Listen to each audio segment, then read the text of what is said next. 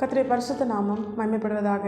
இந்த நாளிலும் இந்த காலை வேளையிலே கர்த்தர் நம்மை அவருக்குள் பலப்படுத்தும்படியாய் நமக்கு தருகிற வார்த்தை மத்தேயு எழுதின சுவிசேஷம் அதனுடைய 18வது அதிகாரம் அதனுடைய 1வது வசனம். அவ்வேளையிலே சீஷர்கள் இயேசுவினிடத்தில் வந்து, பரலோக ராஜ்யத்தில் எவன் பெரியவனாயிருப்பான் என்று கேட்டார்கள். கர்த்தருடைய பரிசுத்த நாமம் மகிமைப்படுவதாக. இந்த வசனத்தை கொண்டுதான் தேவன் தேவஜனங்களாகிய நம்மை இன்று அவருக்குள் கண்டித்து உணர்த்துகிறார். நம்முடைய வாழ்க்கையிலும் சீஷர்களைப் போல அவருடையவர்களாய், அவருடைய அன்பின் வெளிப்பாடாய் இந்த உலகத்திற்கு முன்பதாக தேவன் நம்மை நிறுத்தியிருக்கிறார். நம்மையும் அவருடைய சீஷர்களாகத்தான் தேவன் மாற்றியிருக்கிறார். நாமும் நம்முடைய வாழ்க்கையில் அநேக நேரங்களில் ஒரு காரியத்தை மறந்து போய்விடுகிறோம். இந்த சீஷர்கள் கேட்டது போல நாம் தேவனிடத்தில் கேட்காமல் இருந்தாலும் நம்முடைய இருதயத்தில் இந்த எண்ணம் அதிகமாய் தோன்றுகிறது. எவன் பெரியவனாய் இருப்பான்? எந்த நிலையிலுமே, எந்த சூழ்நிலையிலுமே, எந்த ஒரு காரியத்திலுமே தேவஜனங்கள் என்று அழைக்கப்படுகிற நம்முடைய வாழ்க்கையிலும் யார் பெரியவன் அப்படிங்கிற ஒரு எண்ணம் எழும்புகிறது.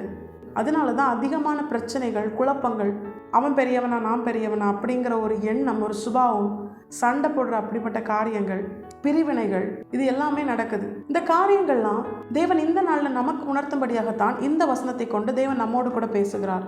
சீஷர்கள் எவன் பரலோக ராஜ்யத்தில் பெரியவனா இருப்பான் என்று கேட்ட அந்த வார்த்தையில சீஷர்களுடைய அறியாமை இருக்கிறது. ஏன் தெரியுமா?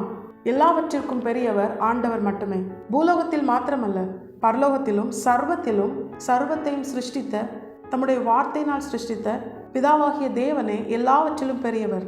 அப்படி இருக்கும் பொழுது பரலோகத்தில் எவன் பெரியவனா இருப்பான் அப்படிங்கிற ஒரு உணர்வு, யார் பெரியவன், ஆண்டவர் பெரியவர் என்பதை உணராமல், ஆண்டவரே எல்லாவற்றிற்கும் பெரியவர் அப்படிங்கிறத உணராமல் எவன் பெரியவன் என்கிற எண்ணம் தன்னுடைய இருதயத்தில் இருந்ததுனால தான் சீஷர்களுக்குள்ள இயேசுவோடு கூட இருக்கும் பொழுதே தங்களில் யார் பெரியவன் என்ற ஒரு சண்டை வந்ததற்கு காரணம். நம்முடைய வாழ்க்கையில் அப்படிதான். இன்றைக்கு சபையிலும், குடும்பத்திலும், வேலை ஸ்தலங்களிலும், எல்லா இடங்களிலும் ஒரு பிரச்சனை, பிரிவினை, சண்டைகள் வர என்ன காரணம்? எவன் பெரியவன் என்ற எண்ணம் தேவ ஜனங்களாக இருந்தும், ரட்சிக்கப்பட்டிருந்தும், அபிஷேகம் பெற்றிருந்தும் இந்த பொல்லாத எண்ணம் இருந்ததுனால தான் அப்படிப்பட்ட பிரச்சனைகள்லாம் ஏற்படுது. இது ஒரு பொல்லாத எண்ணம். தேவ ஜனங்கள் உணர்ந்திருக்க வேண்டிய பிரதானமான காரியம் என்ன தெரியுமா? எல்லாவற்றிற்கும் பெரியவர் ஆண்டவர் மட்டுமே. ஏசாயா தேவனை தரிசிக்கும் பொழுது ஆலயத்தில் எப்படி பார்க்கிறார்? உயரமும் உன்னதவுமான சிங்காசனத்தில் வீற்றிருக்கிறவர், எல்லாவற்றிற்கும் மேலானவர், எல்லாவற்றிற்கும் மேலாய் உயர்ந்தவர், சர்வ வல்லமையுள்ள தேவன், அவர் ஒருவரே பெரியவர். இதை நாம் நம்முடைய வாழ்க்கையில் உணர்ந்திருக்க வேண்டும். இப்படி கேட்ட சீஷர்களுக்கு ஆண்டவர் கொடுத்த பதில் என்ன தெரியுமா?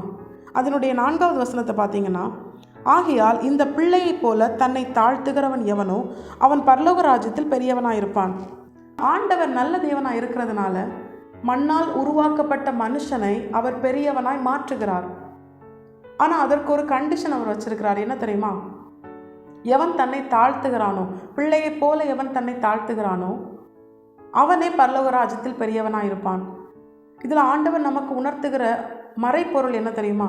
தேவன் ஒருவரே பெரியவர் என்பதை உணர்கிறவர்களையும், எல்லாவற்றிற்கும் மேலாய் பெரியவராய் இருக்கிற தேவன் பரலோக ராஜ்யத்திலே பெரியவர்களாய் மாற்றுகிறார். அதற்கு தேவன் அவர்களிடத்தில் எதிர்பார்ப்பது தான் தாழ்மை. இதற்கு ஒரு பெஸ்ட் எக்ஸாம்பிள் தான் நம்முடைய ஆண்டவராகிய இயேசு கிறிஸ்து. பிதாவாகிய தேவன் தன்னுடைய கரத்தில் சகலவற்றையும் ஒப்புவித்தார், சகலவற்றையும் தனக்கு கீழ்ப்படுத்தினார் என்பதை அறிந்தும் அவர் தன்னைத்தானே என்ன பண்ணினார்? தாழ்த்தினார். சிலுவையின் மரண பரியந்தம் தாழ்த்தினார். அதற்கு வெளிப்பாடாய் அவர் தன்னுடைய வஸ்திரத்தை கழற்றி வைத்துவிட்டு ஒரு சீலை அறையிலே கட்டி கொண்டு சீஷர்களுடைய கால்களை கழுவவும் துடைக்கவும் ஆரம்பித்தார். தாழ்மையை வெளிப்படுத்தினார். சிலுவையின் மரண பரியந்தம் தன்னை தாழ்த்தினார். அப்படி தாழ்த்தின நம்முடைய ஆண்டவராக இயேசு கிறிஸ்துவை பிதாவாகிய தேவன் சகலத்திற்கும் மேலாய், எல்லா நாமத்திற்கும் மேலானவராய் அவரை உயர்த்தினார். நம்முடைய வாழ்க்கையிலும் நம்முடைய ஆண்டவராக இயேசு கிறிஸ்து நமக்கு கற்றுத்தருகிறது தான். எவன் ஒருவன் தன்னுடைய வாழ்க்கையில் தன்னைத்தானே தாழ்த்தி வெறுமையாக்கி தேவன் ஒருவரே பெரியவர் என்பதை உணர்ந்து தன்னை தேவனுடைய பாதத்திலே அர்ப்பணிக்கிறானோ, எல்லாவற்றிற்கும் மேலானவர், எல்லாவற்றிலும் பெரியவர் நம்முடைய ஆண்டவராக இயேசு கிறிஸ்து, அவர் நாம மகிமைப்படும்படியாய் நம்மை பரலோக ராஜ்யத்திலே பெரியவர்களாய் மாற்றுவார். தேவன் வாக்கு பண்ணுகிறார், இந்த பிள்ளையைப் போல தன்னை தாழ்த்துகிறவன் பரலோக ராஜ்யத்தில் பெரியவனாய் இருப்பான். தேவன் ஒருவரே பெரியவர். இதை உணர்ந்தோமையானால் தேவ ஜனங்களுக்குள்ள எந்த விதமான பிரிவினையும், சண்டையும், பொறாமையும், வேறுபாடுகளும், பொல்லாத சிந்தனைகளும் ஏற்படாது. தேவன் ஒருவரே பெரியவர் என்பதை உணர்ந்தோமையானால் நம்மை நாமே தாழ்த்துகிறவர்களாய் இருப்போம். எவன் ஒருவன் மாய்மாலமாய் தன்னை தாழ்த்தாமல் உண்மையாய் முகத்தை பார்த்து ஏமாறுகிறவர் அல்ல, இருதயத்தை பார்த்து அதற்குரிய பலனை தருகிற நம்முடைய ஆண்டவராக இயேசு கிறிஸ்துவை உணர்ந்து அவர் ஒருவரே பெரியவர் என்பதை உணர்ந்து முழுமையாய் உண்மையாய் தன்னுடைய இருதயத்தில் தாழ்மையை அணிந்து கொண்டு தன்னை தாழ்த்துகிற மனுஷனை கர்த்தர் பரலோக ராஜ்யத்திலே பெரியவனாய் உயர்த்தி வைப்பார். இம்மையிலும் அவனை உயர்த்தி அவர் மகிமைப்படுவார். கர்த்தர் இந்த வசனத்தை கேட்டு நம் அனைவரையும் ஆசீர்வதித்து வழிநடத்துவாராக. கர்த்தருடைய பரிசுத்த நாமம் மட்டுமே மகிமைப்படுவதாக. மாரநாதா, இயேசு வருகிறார். ஆயத்தமாகவும் பிறரை ஆயத்தப்படுத்துவோம். ஆமென்.